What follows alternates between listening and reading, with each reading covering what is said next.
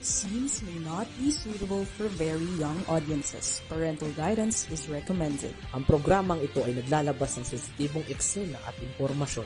Striktong patnubay at gabay ng magulang ang kailangan.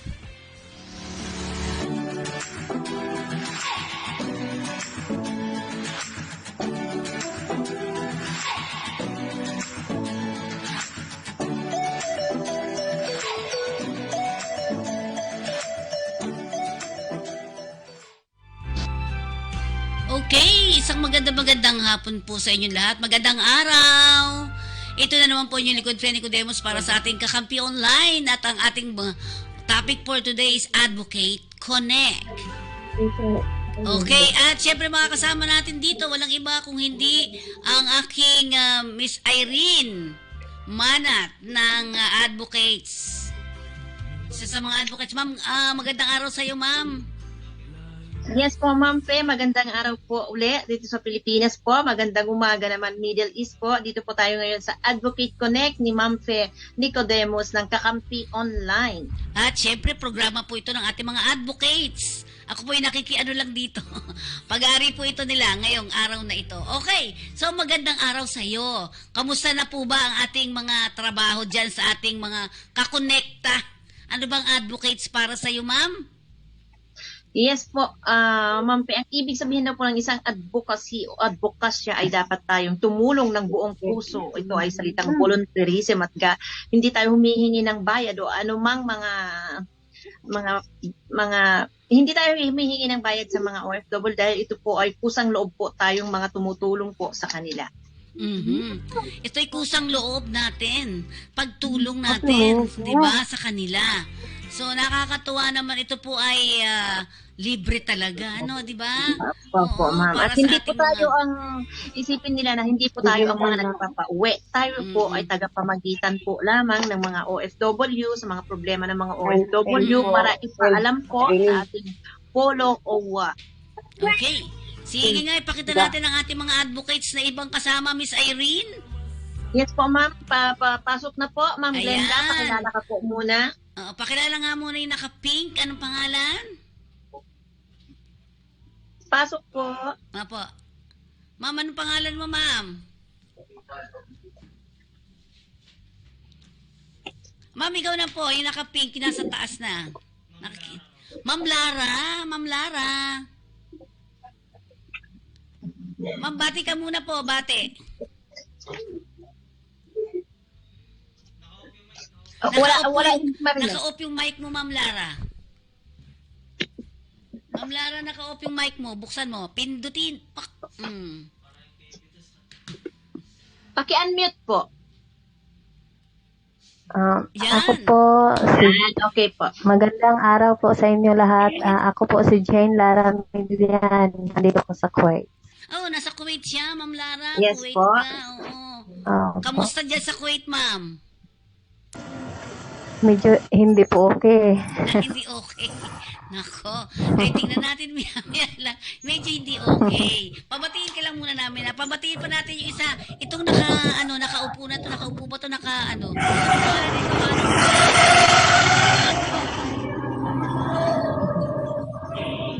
Ma'am Marie. Hello po, Ma'am Marie. Ma'am Marie, kumusta ka na po? Bati ka muna po sa ating mga kababayan, Ma'am Marie. Bati po muna kayo.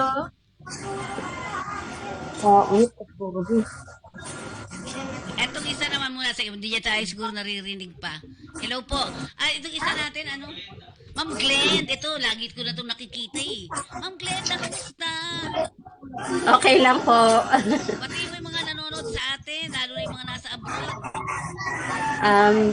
Unang-una, binabati ko po kayo, Ma'am Fe, Top Irene, at saka yung dalawang distress ko po. Mm-hmm. Ito ba? Sa lahat sa lahat ng nanonood po dito sa Pinas, magandang hapon. Mm-hmm.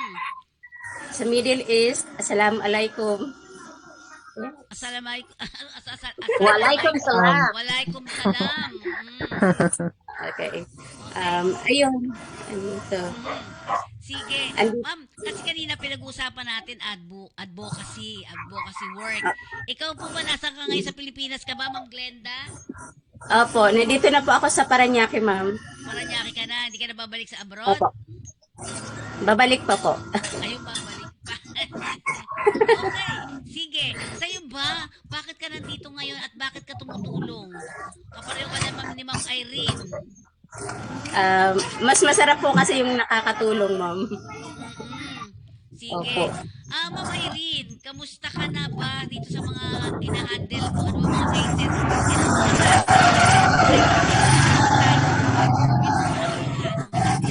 Mag-meet yan, para nagkakaintindihan tayo. Yung nasa taas, yung taga-Kuwait. Ma'am, ano, ito, Irene, Ma'am Irene, i-explain mo nga kung ano ang hindi maganda nito sa Kuwait.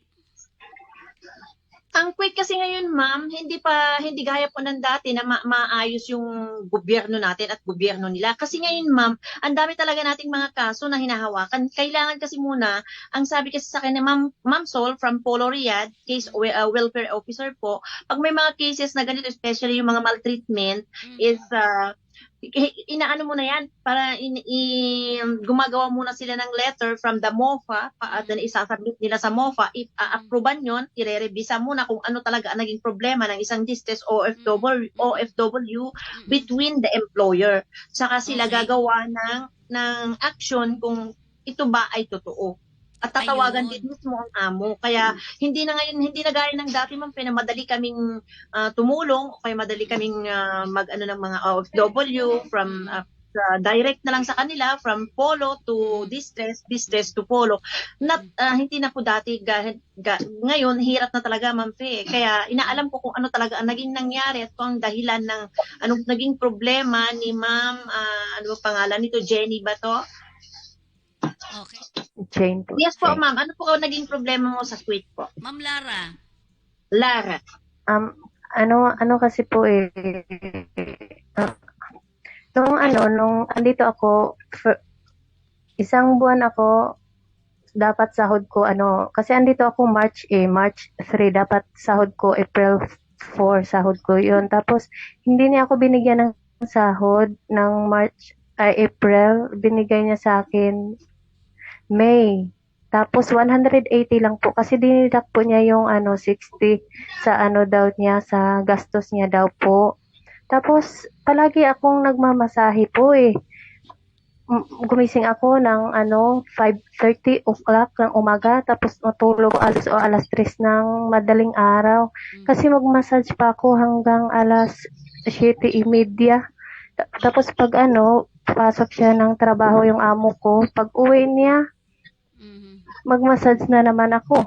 Alas 9 hanggang alas 11 o di kaya alas 12, massage na naman ako. Yung kamay ko, nanlaki na yung kamay ko. Tapos, before, minsan din, pag bago siya matulog, magmassage din ako. Tapos, sa pagkain din po, minsan, sa isang araw, isang beses lang po ako makakain. Kung may matira sila, may makain ako. Pag wala, hingi na lang ako dun sa ibang katulong. Oo. Parang Ma'am Lara, ilang mga kasambay kayo dyan sa loob ng bahay na yan? Marami dito, pero hindi kami pwede mag-usap-usap. Kasi iba-iba yung iba-iba. May ibang, hindi po. Kasi, mama ng amo ko, tapos yung amo ko ako lang isa, tapos kapatid ng amo ko, yung kapitbahay namin doon sa probinsya namin sa Mindanao, nandun siya, pwede kami mag-uusap kaming dalawa, kasi kapitbahay kami doon sa Mindanao. Ilang buwan ka na po dyan sa amo mo, ma'am? Mag 7 months na po ako ngayong October 3. So, yung sinabi mo kanina na sahod mo, the 180, ano yun? Sahod mo na? Sahod ko ng 2 buwan po, April at saka May. Hindi binigay ng amo mo? June pala niya yun. Hindi niya binigay yung lahat. Yung sa unang buwan na April, binigay niya sa akin kalahati lang. Bakit daw po hindi binigay ng amo mo? At ang reklamo mo po ba, ma'am, na iparating mo na ba sa agency mo? Alam na ba po ba ng agency mo ito? Sabi po, tinawagan ko po yung agency ko. Sabi ng agency, ano daw yun daw talaga, gastos daw talaga yun ng employer Dapat daw i-deduct daw yun. Sabi ng agency. Anong agency mo, ma'am? Sa Pilipinas po. Golden Ramad po. Golden Ramad? Ngayon ko lang narinig yan, ma'am. Nag-change Opo, lang sila ng pangalan.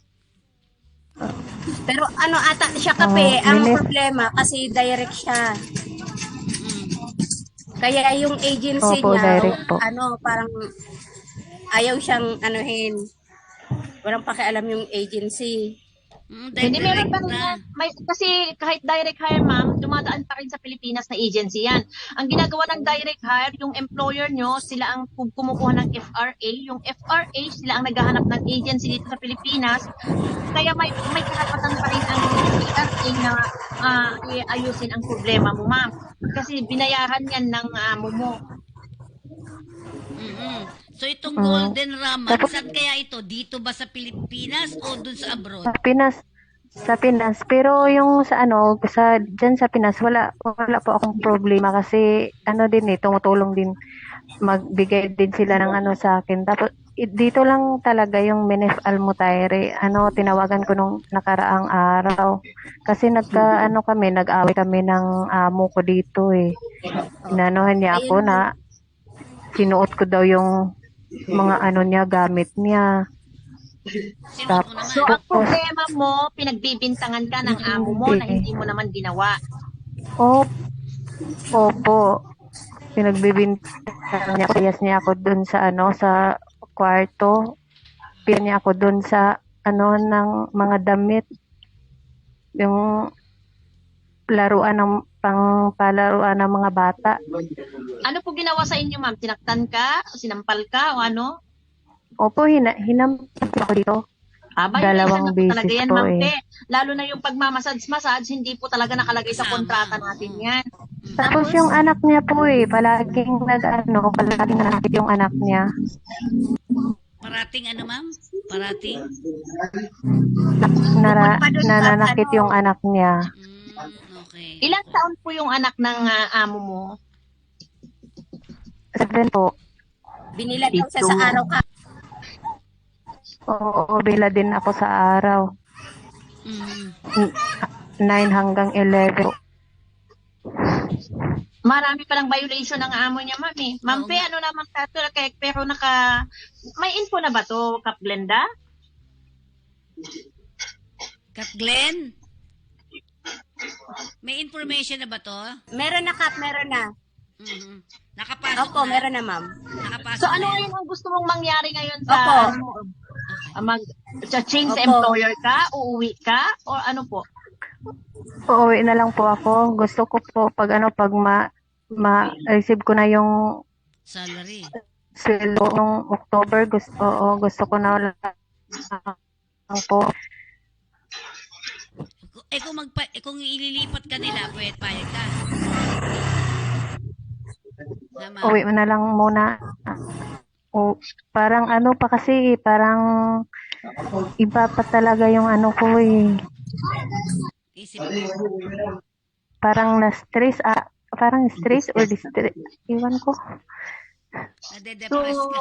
Parang gusto ko muna sanang Hindi ka naman namin mapipilit kung yun talaga po ang decision nyo, ma'am. So, ang gagawin lang po namin ni Ma'am Fe, i-report po namin at kung ano ang feedback ng OWA at Polo at sa agency mo po, kung ano po ang ibibigay nilang feedback sa amin po, ano.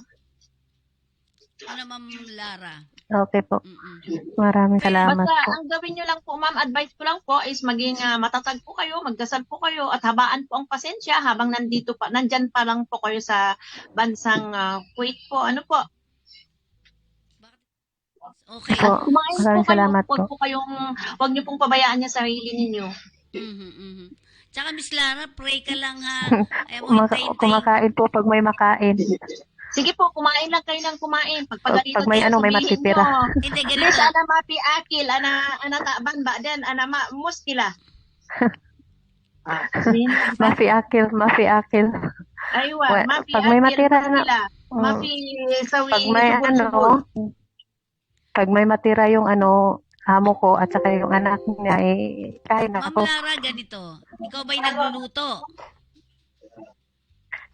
Minsan po pag kasi hindi yan grocery yung amo ko palagi lang humihingi dun sa niya sa kapatid niya tapos bigyan lang kami ng 3 kubos ng niya ng kapatid ng amo ko. 3 kubos, 3 yung lulutuin ko para sa amo ko Tatlo sila Paano kasi. naman ako, 'di ba wala? Dalawa lang Hindi tapos ka 3 yung nagluluto ng maubos nila. kanin, ganon? Minsan ano pong lulutuin ko, walang dito. Hindi nga daw Pero sila may binibigyan. maghatid ng pagkain minsan. Hindi nga naggrocery yung amo ko. Hindi siya namamalengke. Rino. Oo. Oo, ayun, tama. Pagkain na doon lang kami manghingi sa sa kapatid ng amo ko. Mhm. So, tatanungin natin si Advocate Irene. Ma'am Irene, Yes usually po, ba ma'am. ganyan ba talaga ang nangyayari? Hindi siya kumakain, kung may tira lang. Ano ba yan? May ganyan ba talaga o hindi Yes po, naman? ma'am. Kalimitan ganyan pero may mga amo din na mababait at may mga OFW din na ginagamit din talaga common sense nila. Yung talagang ginagawa pag kunwari sila nagluluto or may Sabi mga ko tinapay nga, dyan na naisa tabi nila, talagang kinakain. Ganon din po ako, ma'am. Side for example ako, talagang madamot yung amo ko. Sabihin ko sa kanila, ipaprank ako. Sabihin ko, ma'am, paano naman po ako na ako nagtatrabaho? Kung hindi ako kakain, edi wala akong lakas na magtrabaho. Sabihin ko, pag sasabihin niya, no pa rin, edi ang gawin na lang natin, kainin mo lahat yung nasa rep nila. At pag naubo, sabihin mo, kinain ko kasi po nagtatrabaho ako, magugutom ako, magkakasakit ako, malaking problema pa sa inyo. Ganun na lang yun. gusto kong tanungin si Miss Lara, Ma'am Lara. Ma'am Lara. Miss Lara. Ma'am, ikaw, hindi mo ba sinasabi sa kanya na nagugutom ako? Kakain ako dapat. Hindi mo sinasabi sa amo mo yung gano'n? Sinasabi ko sa kanya na, ma'am, nagugutom ako. Sabi niya, may na doon kakain ka. Yung may tira namin kagabi, yun, kainin mo yun. O di kaya may kanin yung mama niya. Kasi may may kusinero sila doon. Doon na lang ako kasi maglilinis ako doon ako yung tagalinis doon sa bahay ng mama niya. Tapos pag may tinatag talaga yun ang kakainin ko. Oo. Basta, ito lang ang sabi namin Yung sa'yo. sa mama niya may pagkain minsan. Oo. Na lang bula-bulahin mo yung nanay niya. Ano, di ba? Oo, ganun na lang. Ganun lang talaga. Kailangan kunin mo yung kiliti nila. Opo, minsan yung amo ko hindi talaga. Hindi kahit anong gawin ko. Yung mama niya, mabubula ko minsan. Yun, magbibigay ng pagkain. Tapos silusa yung amo ko Ilambingin mo lang yung amo mo. Sabihin mo, Napakasilusa. ang ganda mo, ma'am, kahit na pagtalikod niya, hindi naman totoo. Ganun lang yun. Bula-bulahin lang, ma'am. Hindi, Kunin mo lang yung pag, kiliti ng pag amo mo. bula-bula, pag binula ko, sabi niya, shut up. Kasi ayoko ng ganyan. Yung sabihin niya ng, oo. Sensitive Ayaw talaga pa yung nila amo yan, niya, ma'am, Ayaw pabiro ng amo niya. Pero anyways, gawa na lang natin ng to para mai-submit na natin, Ma'am Irene, no? Yes po, ma'am. Sige po, ipapalo up po natin ang kanyang hinaing. Sige. Pero ang mga sasabihin natin, Maraming salamat. ako, Ma'am Lara, ganito gusto ko mangyari sa'yo. Tibay ng loob. Tandaan mo, dasal lang tayo sa itaas, hindi para hindi para sa mga anak ko matatapos po. din yung mga pagsubok na yan. Sa Irene, ikaw, ano bang mga yan mo kay Kap Irene, ikaw, anong mga masasabi mo sa kanya? Yes po, habaan niya ang pasensya niya, dapat sa isipin niya, haraan na lang niya na magdakdak yung amo. I-concentrate na lang sana niya ang pagtatrabaho niya para isipin niya na may pera siya pagdating ng katapusan, di ba? May papadala siya, ganun ba? Pero late yata magpadala ng pera. palaging delay. Yung sahod ko dapat 4, tapos ano niya 17 o di kaya 20. Mm-mm. Yung ganun, Ma'am, tapos hindi yung na mga kasi anak ko parang po, 4. sorry Ma'am Lara ha, regarding po sa mga salaries, ratib, hindi na po talaga pong ganyan ang Middle East. Kung minsan may mga late magbigay, imbes na yung sahod mo is 27, di ba? Kasi ang Saudi, ang sahod ng mga professional dyan na nagtatrabaho is 27 or 28.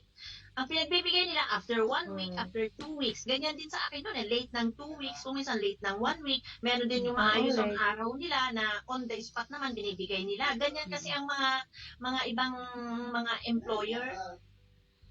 Di ba, Ma'am Glenda? Ako wala pa talaga akong yung 4 yung sahod ko, 4 din ipapadala niya, hindi. Ganito, ito yung month na to, sinabihan ko siya na, ma'am, kailangan na ng mga anak ko yung sahod ko kasi wala sweldo. po akong asawa, wala po akong Solo parent ka. tapos, yun na. Tapos, Pero buo naman na binibigay yung sahod mo, Ma'am. Buo Oo, daw? sa ngayon. Tapos, oo, ngayon na buwan. Yung hindi niya, yung sa unang sahod ko lang.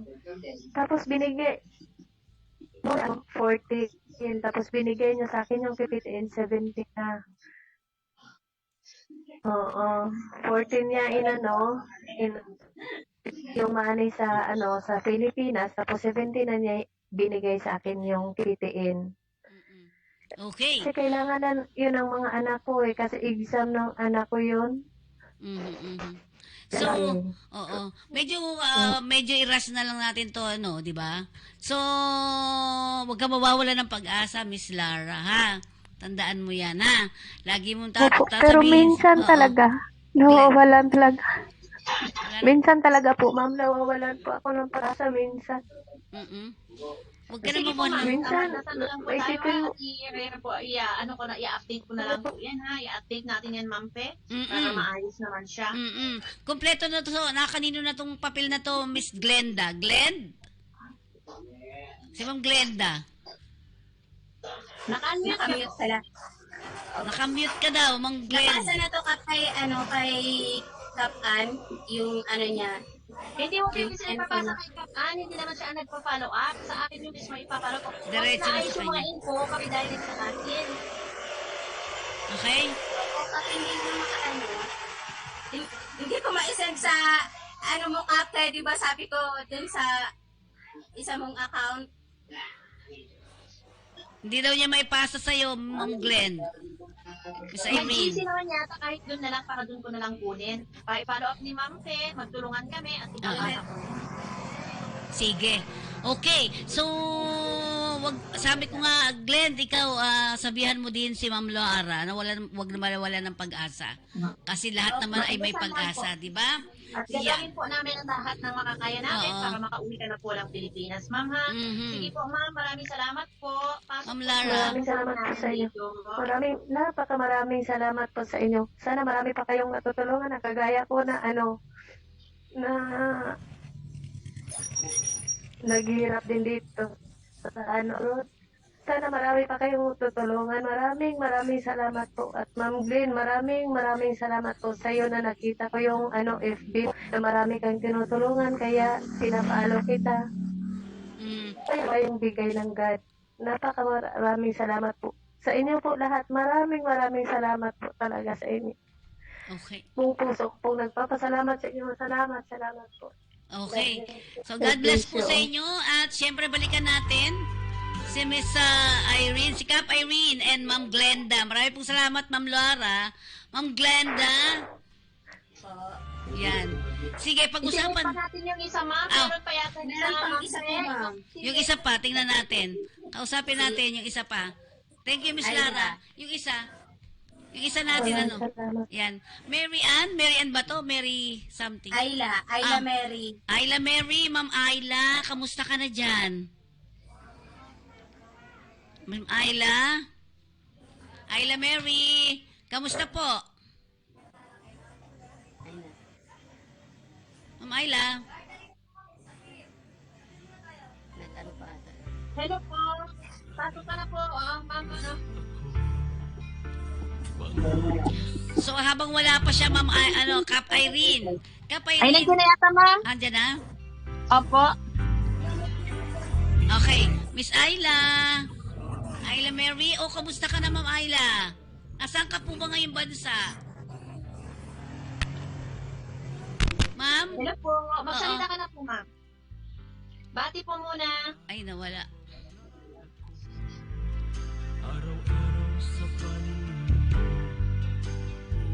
Sige, habang hinihintay natin si Ma'am Ayla, Ma'am Irene, itong Yes, mga po, ganitong klase, ang dami, iba-ibang usapin tungkol sa sa ating mga OFWs. Kasi kanina sabi niya, hindi siya late ang kanyang sweldo. Parang common na yan sa Saudi Arabia, di ba? Talaga Yes, naman po. kahit yung mga skilled, ganun din. Hindi Oh, mo opo, maasahan opo. na laging A4 o laging ganito. Dahil, di ba? Opo, Anong mga ma'am. paalala mo sa ating mga kababayan, lalo na ikaw ay nag-advocate dito sa ganitong klase? Ano ang dapat natin paalala sa kanila? Yes po, pag ganitong alam na po ninyo, tandaan ninyo, huwag niyo ipapadala lahat ng pera ninyo. Para in case of emergency, may mga pera kayo dyan sa mga bulsa ninyo. Para pag pinatawag kayo o pinaano kayo sa polo, may pera kayong ginagamit o may mga may pera nyo na gagamitin nyo pag uwi nyo is hawak ninyo. Para pag uwi din ninyo ng Pilipinas, hindi yung naghahanap pa kayo kung saan-saan kayo mag-ano, wala kayong ganito, ganyan, di ba? Kaya huwag ninyong Totoo ito yan. lahat. Okay. So, ano ba ang sitwasyon sa bandang Middle East? Bakit ang daming mga ganyan na nagkaklase? Hindi napapakain, hindi agad nakakasweldo, sobra sa oras. Ano bang meron dyan sa Middle East na yan? Particular Saudi Arabia tsaka Kuwait. Yan yung dalawang kaso natin parate, di ba ma'am? Lagi tayo may kaso, puro Kuwait at Saudi Arabia. Ano masabi mo sa ganun? Yes, ma'am, kasi yung ito, iba-iba kasi ang ano ng employer natin eh. Ang iba kasing employer, hindi nila alam na yung, kasi sila dapat eh, kumbaga na, andyan na si employer at si distress OFW, kailangan yung si OFW, pagdating pa lang niya ng abroad, o dito sa bahay ng amo niya, ipaalam na kaagad niya na ang pagkain naming mga Pilipino o kaming mga ano is ganito, 3 times a day. Tapos tayo at pakaalam po ng magiging employer niya kung ano yung gagawin niya. Pero sa side naman ng mga amo, may mga ibang amo naman na hindi talaga nakakaintindi, ma'am. Especially yung mga bado na sinasabi nila, yung mga out of school na mga Muslim. Okay, oo. Hindi talagang mahirap umintindi ang mga yun. Kahit sabihin mo na pula, puti pa rin para sa kanila. Yun, oo. So, paano natin, kunyari, kami dito kasi nagbibigay ako ng pidos, di ba? Ano yung pwede namin sabihin sa kanila na sa mga worker natin na papunta dyan sa Middle East, particular Saudi Arabia, ano yung pwede nating sabihin sa kanila para tumimo sa isip nila na hindi sila dapat naaapi din ng todo-todo? Ano bang meron? Ano bang dapat? Ma'am, number 1 po dapat ang ano nila sa PIDOS is iwasan nila ang mobile. Yung pagdating kasi nila may mga OFWs, mobile ka agad eh. Tapos pag inutusan ng amo, pinatulog ng maaga, dadabog-dabog, gigising ng hindi tama sa oras na sinabi ng amo, may nakasimangot dyan, dadabog-dabog na. Sino ba naman ang employer na matutuwa sa ginagawa ng ganon? Di ba po? Number 1 yan. Okay. Dapat wag iwasan ang mobile. At pagdating pa lang ng abroad, kailangan muna, kunin mo muna yung loob ng amo mo, may initiative ka dapat. Hindi muna cellphone o sasabihin mo na, ma'am, gusto ko mag-ano ng wifi nyo, pabilihan po ako para po ipaalam ko sa pamilya ko na ano. Wag muna, kunin mo muna yung loob ng amo mo, ipakita mo na nagtatrabaho ka, gumagalaw ka, para makita niya na maayos pala ang aking katulong. Sige, titingnan ko muna siya para pag bibigyan ko siya ng time, para tumawag siya sa mga kapamilya niya o mahal niya sa buhay. Ganon yun eh. Oo. Ang isang kinakaanuhan din natin, yung katulad nung kay Lara nga, di ba? Si Lara daw sobra-sobra sa oras, sabi niya.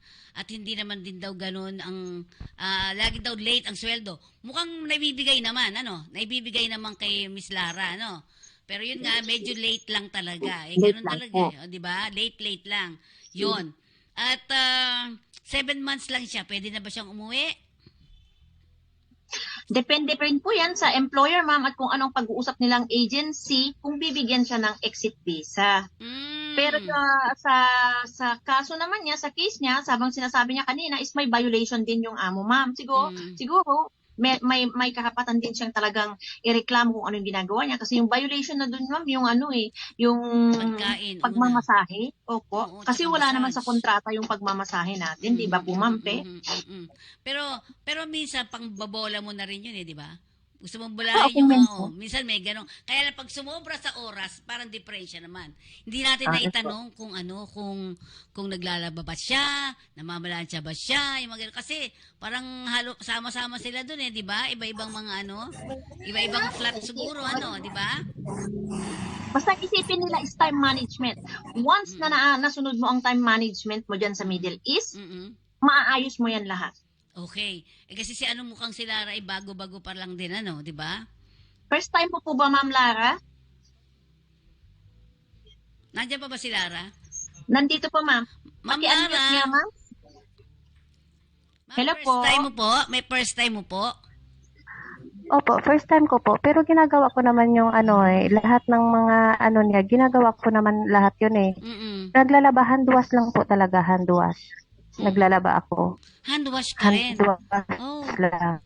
Wala silang washing machine, Oo po, kabayan? nag-hand wash ako. Kahit yung, wala, ay merong washing machine yung niya, yung kapatid niya, pero nakalak yung pintuan. Dapat talaga, hand wash.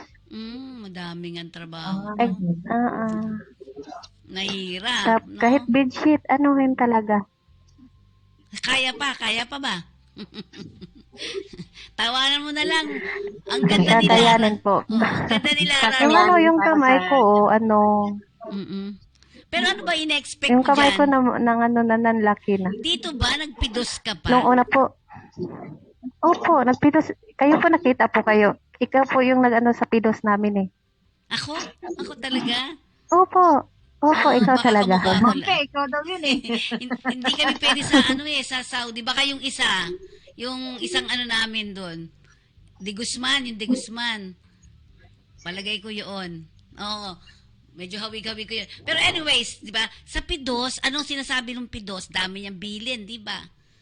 Magpakatatag. Opo, dami yung dapat yung yung sahod hindi dapat ibibigay lahat yon, tapos yung amo kailangan dapat amuhin, pero kahit anong gawin ko talaga pag malapit na yung sahod ko, pag 20 for sahod ko, pag 20 na yan, palaging nagagalit, sinisigawan ako. Tapos sabi niya sa akin, pag 20 na, naku, palagi na yung galit. Gumagawa na yun ng dilubyo hanggang maibigay niya yung sahod ko na na din. Tapos pag 20 na naman, o di kaya 15, nagagalit na naman yan. Hindi ko alam hindi ko naiintindihan.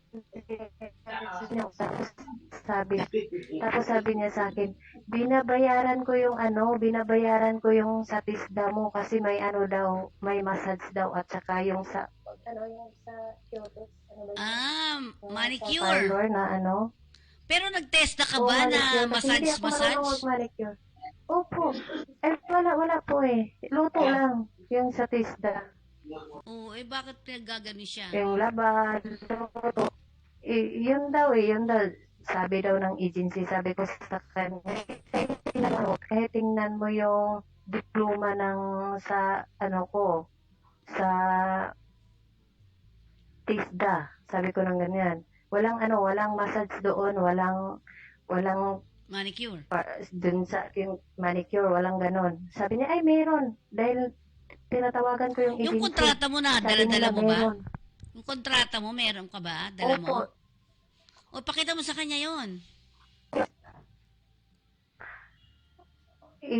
Binasa na daw niya lahat yun tapos tinanong na daw niya yung yung massage at saka manicure, meron daw. Sige. Kaya palagi, yun nga ako nagmassage nga ako. Tapos nakatulog siya. Ako. Nagmassage ako. Kasi alam mo, di ba? 5:30 pa lang ako nung nagising na. Nagmassage ako sa Miss kanya. Irene, Kap Irene, di ba? Kasi sa Hong Kong, pag nagmamassage, may sila kasi babayaran nilang extra yun dapat, di ba? Oo, mga extra pay na. Extra yun. Sana sinasabi mo Ay, yun. sa akin kahit salamat, wala. Sa akin kahit salamat, wala talaga. Kaya mo, Miss Lara, andyan si Advocate, si Advocate Irene. Si Cap Irene ang matutulong sa atin dito. Sige. Okay, so gusto natin ipaalala sa lahat ng mga kababayan natin na dapat, paano ba pagigiit ng karapatan, Ma'am Irene? Ikaw, Cap Irene. Ang alin po, ma'am? Yung karapatan, paano nga ba yung mga karapatan na yan nila? Karapatan nila talaga ipagtanggol sarili nila na sabihin na kung mali talaga, ipagtanggol nila. Mali nga yung ginagawa ng amo, di ba? Karapatan nila yun, ma'am. At saka yung gawin nila talaga yun, sasabihin nila, ang pagmamasahe, ma'am, kamo sa employer mo, madam, this is not my work anyway, kamo. This is the time of my sleep, kamo. Matutulog na rin ako, kamo, sa kanila, sa mga employer mo. Ipaglaban mo yun, kasi karapatan mo yan. Wala sa kontrata po ito, ma'am, kamo sa kanila, di ba? Sa pagkain, talagang kailangan yan, kakain ka. Karapatan pa din yan. Sabihin mo, pag hindi ako kumakain, ma'am, so how? Kamo sa kanila, di magugutom ako, paano ako magtatrabaho? Hindi ako makapag-concentrate na magtrabaho kung gutom ako. Magkakasakit ako, di problema mo na naman, ma'am. Pero kung ayaw mo talaga sa akin, kamo, prangkahin mo yung amo mo, karapatan mo nga, di ba? Di ibalik mo po ako sa agency kung ayaw mo po sa akin, ma'am, ayaw mo po akong pakainin o ayaw mo akong bigyan ng sapat na tulog o sapat na pagkain, ibalik mo na lang po ako, ma'am, kamo. Karapatan mo yan, kabayan. Huwag po kayo matakot. At pag tinakot kayo ng agency, kailangan talaga nagagalaw talaga kayo. Huwag din kayo matakot sa mga agency na nanakot sa inyo dahil bawal din po yan. Di ba, Ma'am Pe? Pero ang sinasabi natin, kada kung may mangyayaring hindi maganda, text mo na kagad si Glenda or si Cap Irene para at least magtulungan natin dito, ha? Ha, Miss Lara? Opo, nung nag-away kami ng amo ko kasi gusto ko nang bumalik doon sa sa agency, tinawagan ko talaga si Ma'am Glenn. Tapos, kasi hinampas ako ng amo ko sabi ko sa kanya, ibalik mo na lang ako sa agency. Sabi niya, hindi. Kailangan ka magtrabaho sa akin ng 9 na buwan na walang sahod para yung gastos ko para maripanan ko yon. Sabi niya ng ganon. Tapos hindi niya ako pinaano sa agency. Sabi niya, dadalhin kita sa pulis. Sabi niya ng ganon. Sabi ko, ako kay Ma'am Glenn, ma'am, dadalhin daw niya ako sa pulis. Sabi ni Ma'am Glenn, sige, bitbitin mo na lahat ng gamit ko. Tapos pag hindi niya ako dinala. Kasi di bitbitin mo ba? na yung gamit ko, tapos huwag ka nang sumama. Okay. Di ba, Cap Pabalik daw Irene? dito. Ganito, Cap Irene, kapag ka pulis nga, mas maganda-ganda pa di ba? Yes po. Lalo po, pag wala namang kasalanan, mas maganda sumama sila sa pulis. Tapos magreklamo ka na etong ginagawa niya sa'yo, parang ganun, di ako pinapakain, etc. Mas mabilis. Ang pulis kasi maganda ang ng pulis nila dyan eh. Once na nagreklamo at nireklamo talaga yung totoo yung mga sinasabi mo, resto ka kaagad niyan. Okay, Lara, Miss Lara, okay na? Okay ka, okay. So, ayan po ang si Miss Lara. Oo, yung isa ba nandiyan pa, RB? Yes po, si Ma'am Ayla Mary. Ayla Mary, pasok na po. Ayla Mary. Ayan, dyan na. Ay, si Glenda to Glenn. Yan, si Ayla Mary. Pasok po kayo, ma'am. Nagluluto pala siya. Hello, kamusta ka na dyan? Nasaan ka ba, ma'am? Nasaan ka bandang lugar? Saan ka po? Saan bansa ka, ma'am? Kuwait po. Sa Kuwait din. O, ma'am, kamusta ka na dyan? Medyo hindi po kami kasi yung dumudumi na po ng dugo ko. Ano daw? Ano na po? Kasi masakit na po namin. Dumudumi na po ng dugo. Sino? Yung kasama ko po. Yung kasama niya. Bakit? May sakit? May sakit na po siya kaya lang. Na-trigger po na kung lagi kami kakain. So, hindi rin kayo kumakain? Kumakain lang pero madalas po wala. Okay. Pag hindi po kami nagawa ng paraan, nagbibil ng pagkain mga rito. Sa inyong agabak ng bill. Ano bang agency ka, ma'am? PSP sana po ako sa Pilipinas. Ano daw? Ma'am, di kita naririnig masyado. Ulitin mo nga po. Saan ka pong agency? PSP Saro po. TS? Sa Pilipinas po. Saro. Pitar. TS Pizarro. TS Pizarro. Pero dito po sa Amsha. Amsha pa Amsha. Diyan sa Kuwait, Amsha. Amsha po. Okay. So, ikaw at saka si ay hindi madalas pakainin, ganon? Hindi kasama sa pagkain yon nila? Opo. Saka yung mga gamit din po namin, hindi nila sagot eh. Kami rin po lahat ng bumibili man. Ng pagkain nyo? Opo. Mhm. Pero ang sweldo, hindi nababawasan. $400, di ba? Opo. Hindi naman po nababawasan. Okay. Kaya lang, siyempre, mas malaki po yung gastos namin. Pagkain. Nagluluto ka ba dyan? Nagluluto ka? Pagkain lang po nila, pero yung pagkain namin, kayo makaluto eh. Kasi ayaw nila lang maamoy dito. Ayaw nila ng? Maamoy po, maamoy yung luto. Maamoy. Mga sensitive din sa mga amoy-amoy ng mga pagkain. Mm-mm. Pero, ngayon, anong ginagawa mo ngayon, ma'am, Ayla? Mukhang may nagtatrabaho siya. Almusal po ng mga bata. Nagtatrabaho siya eh. Mm-mm. Para hindi siya mahalata siguro, kaya no? Mm-mm. Bakit So, ganun? ang problema naman nito, Ma'am Fe, is yung sa pagkain ba? Yung sinabi niya kanina? Oo. Hindi kasi marinig eh. Yung isa daw na kasamahan niya dyan, ay dumudumi na ng, pardon the word, dumudumi na daw yung ng dugo. Tama ba ko? Yung isa may sakit na? Oh, may sakit na daw. Ano pangalan nun, Ayla? Christy po. Christy. Oo.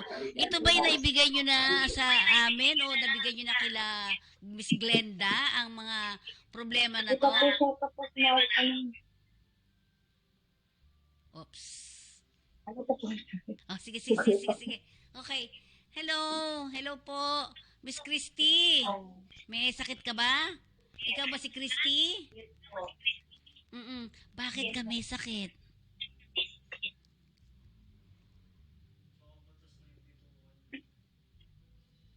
Pagkain. Mahirap ang pagkain. Pero kumusta ang trabaho nyo? Trabaho naman talaga. Sobra din po. Sobra.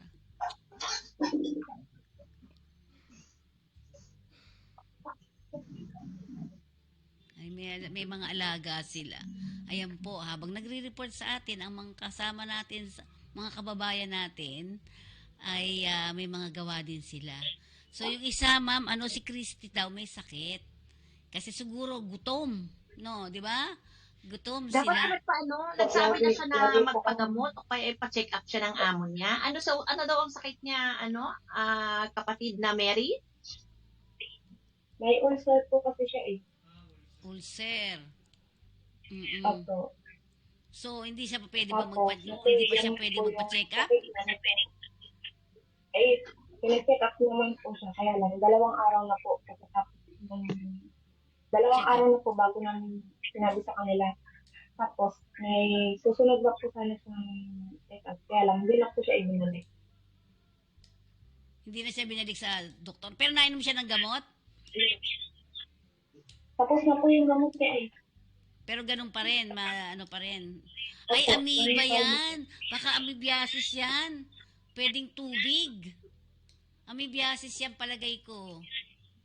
Hindi ko lang po alam. Kasi pinuhanan po siya ng dugo para hindi ko nila ko yung nakikita. Hindi pa nakukuha.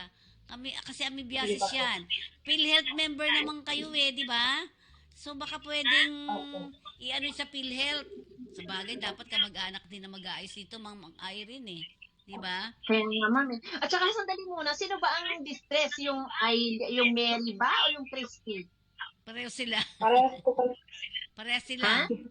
Pareho. Parehas po kami sumi. Kasi wala nga ang pagkain, di ba? Pero kayo ba? Oo. Ano ba mga usually niluluto yung pagkain dyan? Puro itlog lang po. Itlog. Yung toast bread po. Oo, yung kubos na tinatawag nila. Yun.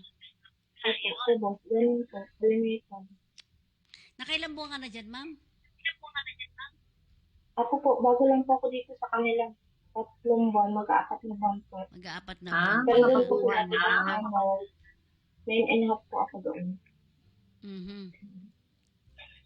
Ayan. So, ang problema rin nito mga ito ay ganito. Eh, si Christy, pang ilang buwan na dyan, ma'am? 1 year na po siya. 1 year na. Ito. Mm. 1 year na po siya dito. I think ano yan, amoebiasis yung kanya. Kaya ganun. Siguro tsaka yun, pagkain nga talaga, kailangan, maanghang ba nakakakain yan? Hindi na po eh. Mm-mm. Wala na po siya hindi kumakain ng Anong pagkain ang kinakain nyo pag kayo? ano po, tinapay. Puro tinapay, talagang tinapay dyan, wala atang kan. Ano ba, Kap Irene, ano ba, ano ba mga pagkain nila dyan? Mostly kasi, Talagang yan po sila, kanin. mga kubus-kubus. Kasi kami talaga nagluluto kasi ng kanin. Oo, Mga kapsa-kapsa nila. Mm-mm. Mhm. Eh, mukhang sila ata hindi ganoon. Hindi po. Hindi po kami makapagluto kasi ayaw nila ng mamay dito. Ayaw nilang na maamoy. Yun. Nagtatrabaho habang nagre-report. Ayan. Hindi na marinig yung boses mo, Ma'am Pe. Oo, sabi ko, habang nagre-report sila, ay nagtatrabaho talaga. Kasi para hindi mahuli, ano? Tama ba? Kaya nga eh. Mm-mm. So, Miss Glenda. Miss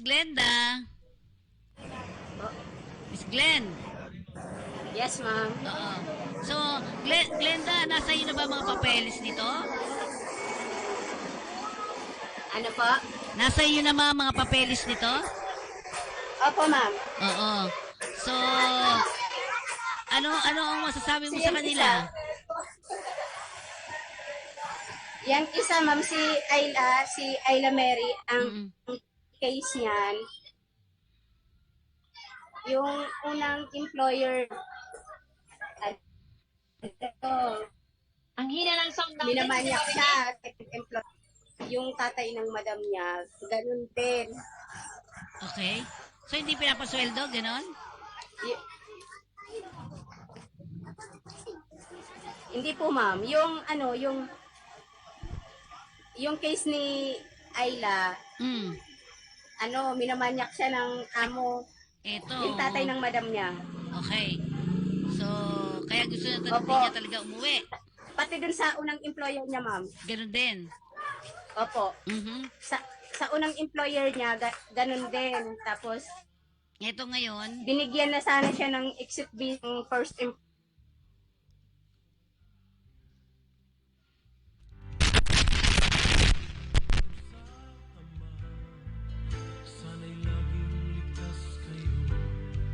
so, medyo mahihina mga internet itong kasama natin. Ay, Kap Irene, ito sa Saudi, ano to, sa anong tawag Kuwait. dito? Sa Kuwait na naman ito. Bakit? Opo. Ayan. So, kung susumahin natin, si Ayla ata yung sinasabi na minamanyak siya nung kanyang bossing. Di ba? Eh, isang sinasabi natin, pag ayaw mo naman, ayaw talaga, di ba? Hindi marinig, Ma'am Pe? Ikaw, wala ka Nawala. bang headphone? Ako, sige. Nasa bahay po, ma'am. Nasa si ako. Tanongin na ba mga kape? Opo. Okay. So, Ang case, sige. Glenn, Miss Glenda. Miss Glenda. Sige. Mukhang wala si Glenn. Kapairin, ang tanong ko sa'yo ay yung yung minamanyak siya sa unang amo, tapos lumipat, ganun din. Ano masabi mo sa ganun? Ikaw ba nakaranas ng ganun? Kap Irene. Yes po, Ma'am? Hindi mo naririnig ako? Ba't di na niya ako naririnig? Hindi po, Ma'am. Walang sound. Ang hina ng sound mo. Kailangan meron kang ganito sa susunod, ha? Ma'am.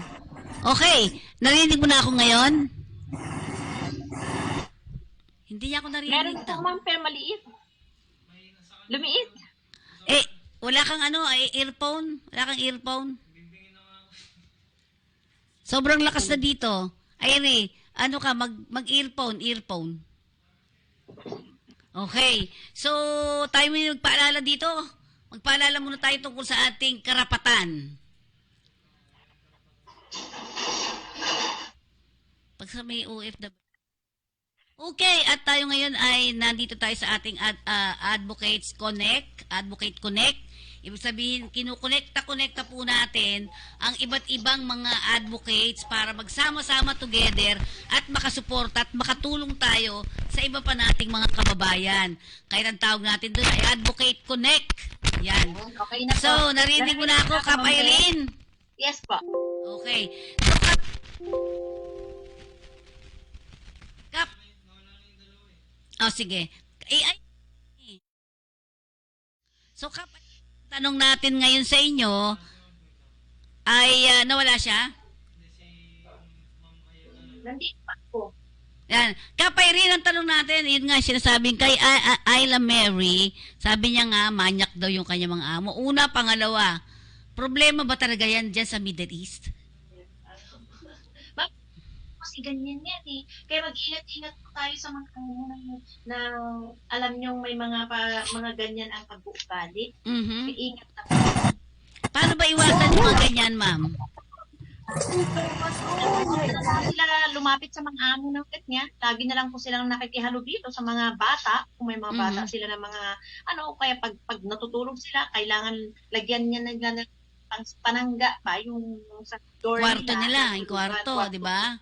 Sige. para maiwasan. O kaya pag mas maganda naman siguro kung i-open nila sa amo nilang babae. Once na pinakita kayo, once na babae. Para maayos ka agad yan, masettle ka agad. Sa inyo, huwag kang matakot. Maintindihan yan ng amo. So, ayan po si Kap Irene, ang pinaka-host po dito ngayon. At ito ay aming pilot, no? Dito sa ating Advocate Connect. Sige, ano natin, Kap Irene? Yes po, ma'am. Oo.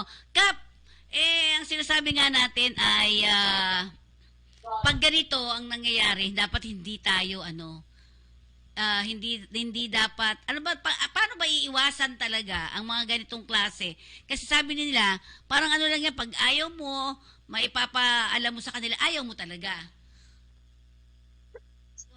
Iiwasan yan, ma'am. Nasa sa kanila na, kasi kung minsan yung mga dapat na pag-iwas, nasa sa kanila na yan eh. Hindi ko masabi na pag ganito ko, kaya diktahan ko sila kasi sila ang nandyan. Dapat talaga yung mga nakikita nila, yung talagang ng mga amo nila, iwasan na nila yun. Ganun ba? Yung pupunta sila sa mga dapat na hindi nila ng amo nilang lalaki. Kasi alam niyo naman ang mga amo mo lalaki talaga yan. Mga yan eh. Portalista.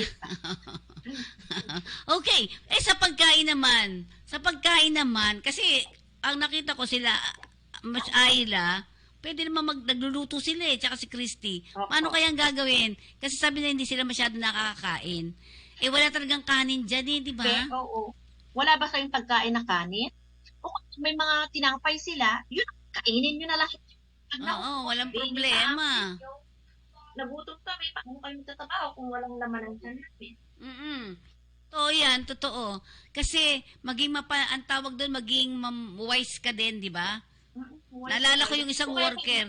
Yung mampe, di ba marami naman, supot-supot yan eh. Pag bumibili ng kubos yung amo ko, 6 yata yung isang supot yan eh. May malaki, may maliit.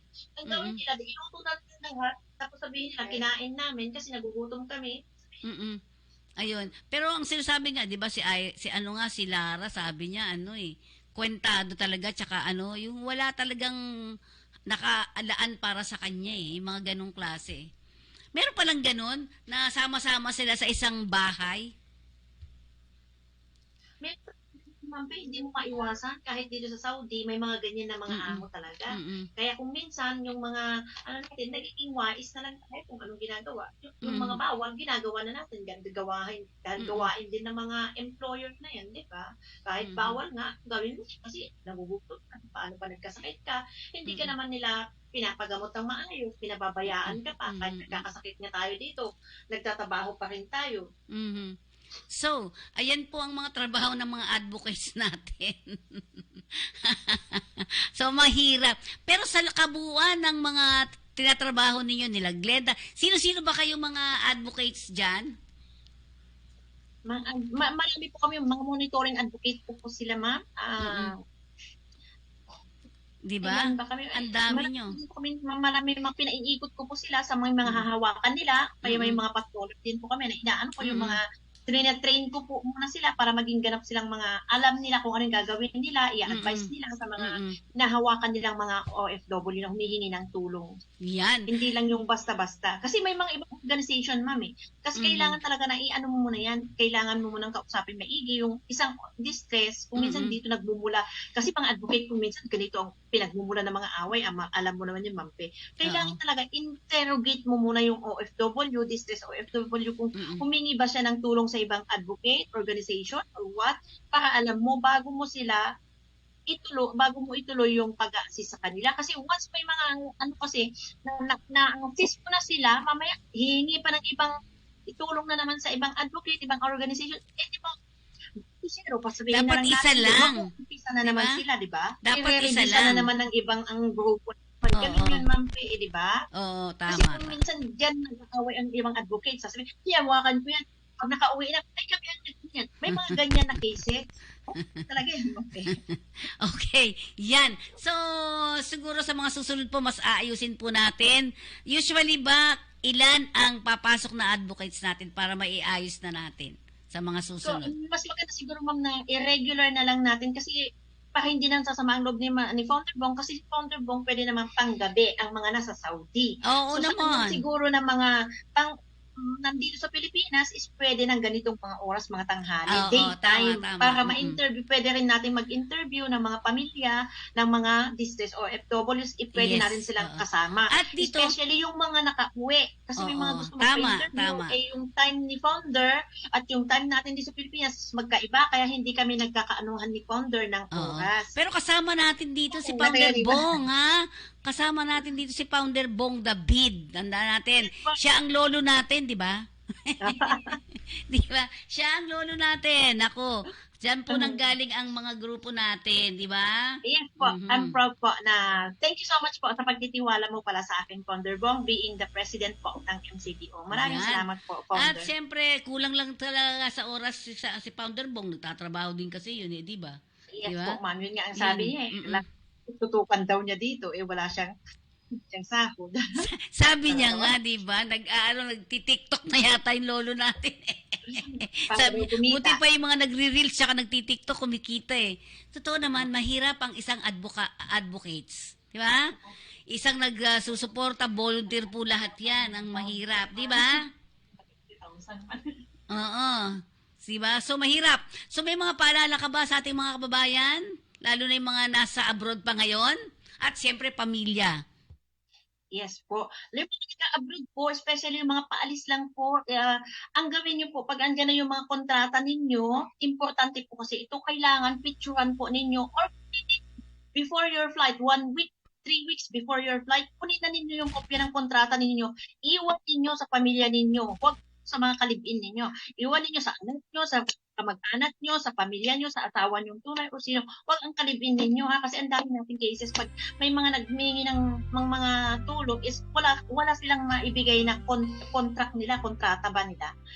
Wala silang kopya. Kailangan yun, ipaglaban nyo isang kakapatan nyo yun na mga nag-a-apply po. Shout out sa mga bagong mag-a-apply, tandaan nyo yan, kunin nyo muna yung kopya ng kontrata ninyo ha. Ibigay nyo, iiwan nyo, paserox nyo ng madami para may kopya kayo, may kopya ang pamilya ninyo. Tama.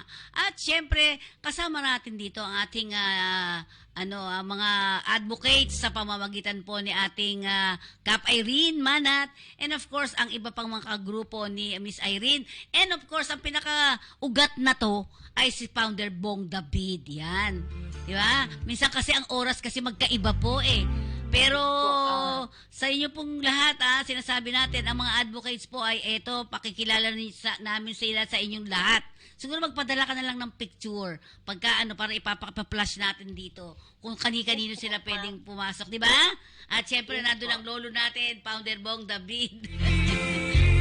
At maraming salamat sa iyo, Ma'am Fe, dahil binigyan mo kami ng time para sa aming Advocate Connect. Okay. At Kakampi Online ni Ma'am Fe Nicodemus, tapos siya po ang host ng Kakampi Online. Sa susunod, ikaw na to.